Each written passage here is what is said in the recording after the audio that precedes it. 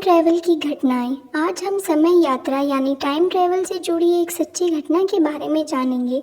ये घटना जून 1951 की है, जब एक रात 11 से 11:30 के बीच न्यूयॉर्क टाइम के सामने एक आदमी अचानक प्रकट हो जाता है।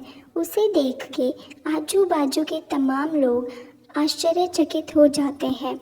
उसकी वेशभूषा भी सभी से अलग थी, क्योंकि उस व्यक्ति ने 1800 सदी के कपड़े पहने थे और वो व्यक्ति भी आसपास का माहौल देखकर हैरान और परेशान हो जाता है और घबरा जाता है, मानो जैसे उसे लग रहा हो कि वो किसी अलग ही दुनिया में आया है। इसी बीच वो कुछ समझ पाए तभी उसकी ओर तेज़ी से एक टैक्सी आती है और उसकी उस दुर्घटना में मौत हो जाती है। आगे की कहानी सुनने के लिए चैनल को सब्सक्राइब कर दें। फिर उसकी लाश को पोस्टमार्टम के लिए मुर्दाघर ले जाया जाता है और जब उसके सभी चीज़ों की तलाशी ली जाती है, उसके पास बहुत ही आश्चर्यचकित कर देने वाली चीज़ें मिली थी। उन चीज़ों में तांबे का एक टोकन था, एक बिल जिस पर घोड़े के तबेले का पता और नाम लिखा था, एक बिजनेस कार्ड था जिस पर रुडोल्फ फेंस नाम लिखा था और उस पर फिफ्थ एव एक प्रकार का पता था, और उसके पास $70 के पुराने नोट थे जो एकदम नए लग रहे थे, और एक खत था जिस पर 1876 का स्टैंप लगा था। ये सभी चीज़ें पुरानी होकर भी बिल्कुल नए लग रहे थे और उस व्यक्ति की उम्र लगभग 25 से 30 साल के बीच थी। ये सभी रहस्यमय चीज़ों को देखकर वहाँ के सभी पुलिस अधिकारी हैरान और परेशान हो जाते हैं। तो फिर न्यूयॉर्क पुलिस ने इस केस को इन्वेस्टिगेट के लिए कैप्टन रिम को चुना, जो न्यूयॉर्क पुलिस में मिसिंग पर्सन डिपार्टमेंट में काम करते थे। और फिर कैप्टन रिम अपने काम में जल्द से जल्द लग जाते हैं।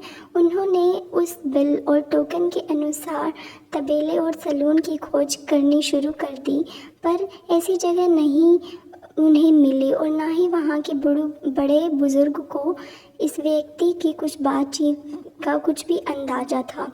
पर उस बिजनेस कार्ड में जो पता मिला, पर वहाँ फिफ्थ ईव का एक ऑफिस था, पर वहाँ कोई भी रुडोल्फ फेंस नाम के व्यक्ति को नहीं जानता था।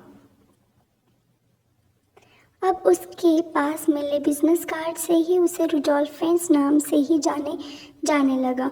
फिर कुछ दिनों बाद कैप्टन रिम को एक टेलीफोनिक डायरी में एक नाम दिखा, तो वो रुडोल्फ फेंस जूनियर, और ये टेलीफोन डायरी 1939 की थी। तो फिर कैप्टन रिम जल्द से जल्द उस पते पर गए और वहाँ जाके पता चला कि रुडोल्फ फेंस जूनियर की मौत 5 साल पहले ही हो चुकी है, मगर उसकी विधवा पत्नी फ्लोरिडा में रहती है। उसकी पत्नी का पता मिलने के बाद कैप्टन रिम उनसे मिलने गए।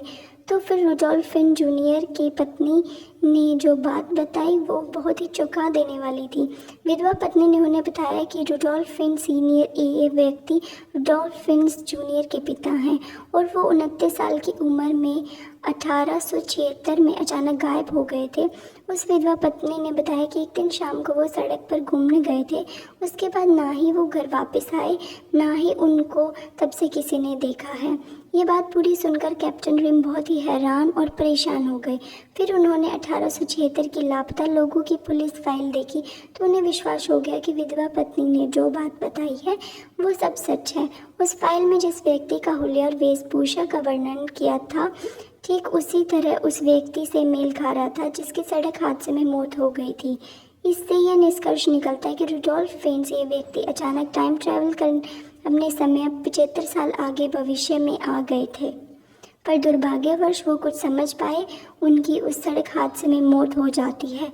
ये अब तक की सबसे बड़ी समय यात्रा की घटना मानी जाती है और तब से रुडोल्फ फेंस को एक टाइम ट्रैवलर माना जाता है, जो अपने समय से अचानक टाइम ट्रैवल करके भविष्य में 75 साल आगे आ जाते हैं। Thanks for watching this video. Subscribe for more.